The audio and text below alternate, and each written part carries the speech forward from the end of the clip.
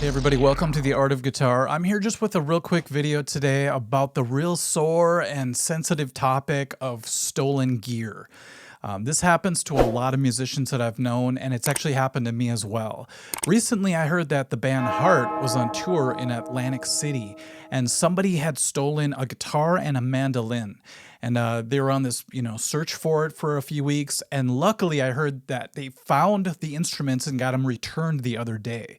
So happy ending to that story. I believe Metallica once had their van or their trailer broken into before, and somebody made away with all their stuff. So I believe that Metallica wrote Fade to Black about that incident. That's just something I heard. I'm not sure. But that's a pretty depressing song. So you could see how it really affected the band emotionally. And I'll never forget that sinking feeling that I had when I realized that a ton of my gear was stolen. I was actually fixing up my studio, I was painting, I was moving stuff around. So I decided to put a lot of my gear into this storage unit place. It was one of those professional places that have cameras and everything. And so I moved a lot of gear over to that place for about 10 days. When I went to go get some of my gear back though, I immediately noticed that something was wrong. There was just way too much real estate. I could see the floor a little too well. Well, it turns out somebody had come in and broken into a whole bunch of the units. And, they would actually try to make it look like it wasn't broken into. So they kind of put the lock back in place when they shut the door.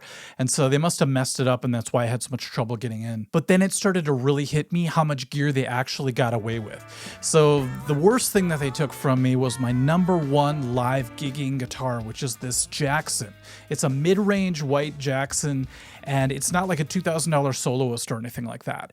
But I had replaced the pickups, I customized it, I put a brand new bridge on it, and I put decals over it. So I really felt like it was my personal guitar. So that was gone. They stole a Telecaster, an acoustic guitar, which was a Martin that I miss a lot. They got away with the Stingray bass that I used for a lot of recording.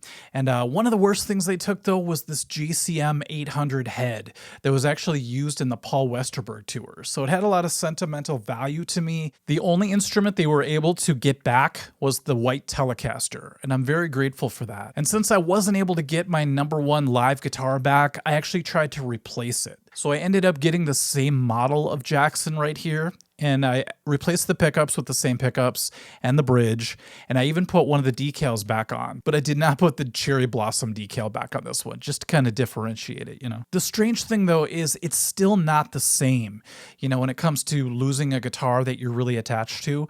You could try to replace it, but it's never quite the same feeling. I kind of compare it to Back to the Future, in the first one with Jennifer the girlfriend, and then all of a sudden in the sequel, there's a new actress playing the girlfriend, and it's actually Elizabeth Shue, and you would think, oh, that must be great, but there's just something that's not the same about it.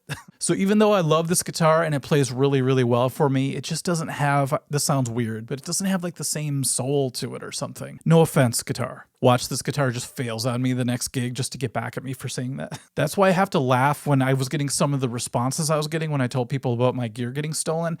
Somebody said, yeah, well, you have a lot of guitars, so, just losing a few isn't going to be the end of the world for you. And I thought, man, that's kind of a weird way to think. It shouldn't matter if I have one guitar or 100 guitars. It's like when someone takes the things that you love and the things you create with and the things that you connect with, it just cuts deeper than if someone stole a golf ball from me or something. And just like Nancy Wilson said, she's like, these aren't just tools of the trade that we're using.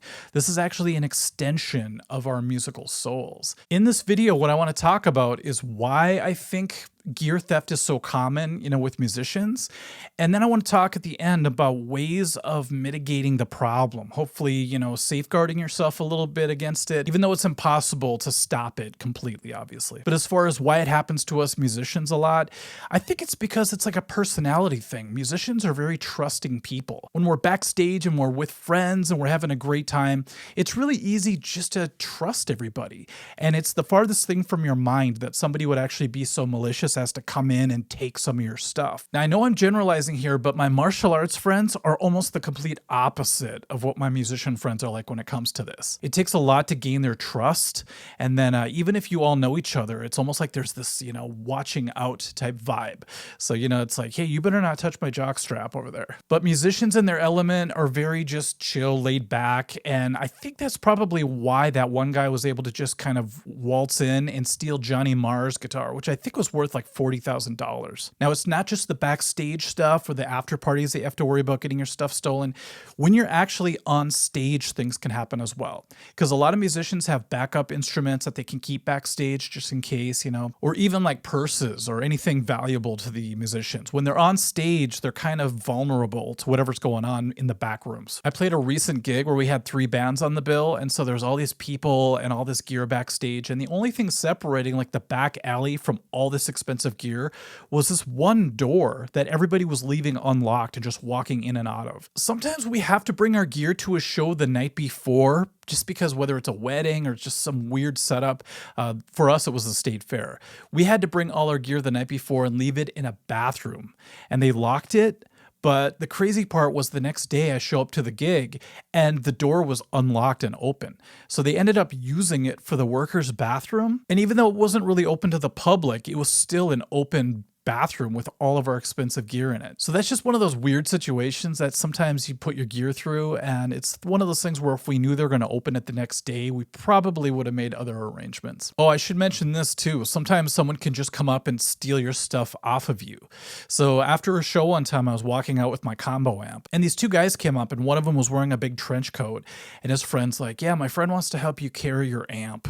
And his friend opened the trench coat and he had a gun. I don't know why I did this. I just looked down and I walked away and I put my stuff in my car, and I was just like waiting for any second to hear a pop and just see black. I was really lucky. I mean, anything could have happened, but once again, I'll talk about how I could have avoided that. Forgetfulness can just happen. After a show, you're all crazied up. The next thing you know, you're driving home and you go, wait, did I remember to grab my backup guitar? And the worst example of this is one time we played a full show where I supplied the lights for the whole thing. And I drove home, and the next day I was unpacking all the gear, and I realized that I left half of the lights in this elevator that we use to go up and down from the stage. And then if you're on tour, if you're driving around with a bunch of gear in your car or in a trailer, anything like that, you're susceptible at every rest stop practically. Not to mention hotels, even if you bring your stuff inside, let's say your guitars, they're still in danger. There have been a lot of hotel break-ins, and that little safe isn't going to do you much, when it comes to gear. And then of course, storage units, learn from my mistake. Nothing is ironclad, even if they say they have cameras and all that kind of stuff, or insurance. And cameras only help if you could see the person's face. What I realized over the years too is a lot of places that have cameras, supposedly, they're just dummy cameras. They're not actually functioning. And if they are, usually they throw away the footage anyway to make space on their servers or whatever. So that was pretty enlightening to learn that. And then I should talk about practice spaces as well, because there's a lot of times where you share a practice space with other bands, so you don't have to pay so much every month. But you never know. If you leave your stuff there, the other band could bring friends. And the next thing you know, they're having parties at the practice space and something inevitably disappears. Or somebody spills beer or somebody throws up or something. Something always seems to happen at these practice spaces. Okay, now let's talk about what you could do to hopefully avoid a lot of this trouble. The first thing is to keep your friends close, but keep your gear closer.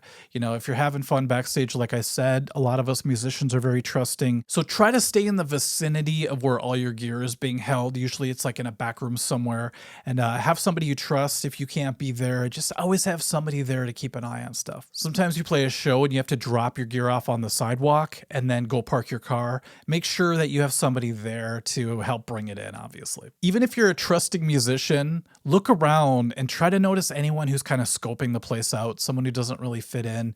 Maybe, you assume he's friends with the other band. Maybe he's not. Maybe he or she is just hanging out, waiting for the opportunity to grab your stuff. If you have to leave anything in your car, make sure that it's not exposed, that people can easily see it. Because if somebody sees a guitar case in the back seat, they're way more likely to break in. I mean, that's obvious, but there was one time where I saw this guy had a blanket and he just used it to cover up his gear. I also saw an invention somebody made where they took a bunch of trash and they glued it to this blanket, and they would just throw it over anything valuable. And so if somebody looked in the car, all they would see were like Coke cans and stuff. I thought that was pretty genius. If you have a trailer and you have all your gear in it, make sure you back it in against maybe a wall of the hotel, let's say, like the back wall, or up to a tree is good too. We've done that before. So there's no way they can get in unless they chop the tree down. So if you're sleeping and you hear a chainsaw, just make sure you run out in time. There are a lot of high-tech gadgets nowadays, so you could have these things called air tags that you could put on any of your gear or inside the case or wherever.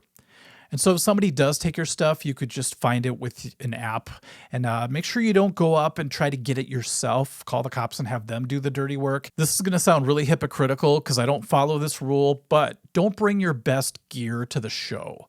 Bring maybe something that's not your $2,000 Les Paul, you know? Of course, it's fun to play your best stuff live, but it's really not worth it, especially if you're on any kind of tour. Maybe leave the best stuff at home and just bring, you know, the workhorse gear. If you do have a practice room that you share, try to bring some sort of camera that activates upon sound or light.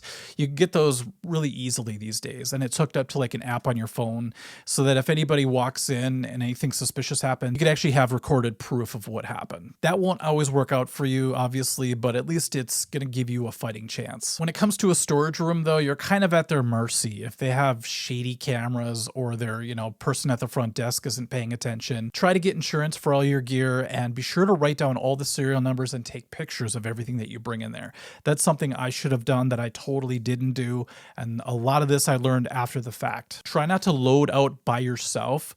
You know, if I would have just had a friend there with me when the gun thing happened, I don't think they would have approached me. So try not to go loading out by yourself. And if you do get anything stolen, make sure you report it right away. That way they can, you know, get the whole insurance thing happening. And hopefully if you did all the work, writing down the serial numbers and taking the pictures, you'll have a much higher chance of getting your stuff back like Hart did. You know, make sure you check with local pawn shops, throw it on social media, say, hey, my stuff was taken, keep an eye out for this. And you'd be surprised how many times that can actually work out for people. And let us know in the comments section if you've ever had any type of gear theft happen to you. I'd love to read about it and let us know how it ended up going. You know, if you ever got it back or if you just had to basically say goodbye to it all like I did. I really want to say I hope it never happens to any of you, but judging by the amount of musicians I know and how many people had this happen to them, it's almost like inevitable. If you're out playing for a, you know, a certain amount of time, it seems like something's going to happen, which is a really great reason to take all these preemptive steps. All right, everybody, thank you so much for watching, and thanks to everybody who reached out, you know, and showed concern when all my stuff was taken. It really means a lot to me, and so that was really cool to experience. You know, it's like everybody can relate whenever something like that happens to you, so I appreciate it. Okay, everybody, we'll catch you at the next video, and we'll see you later. Bye-bye.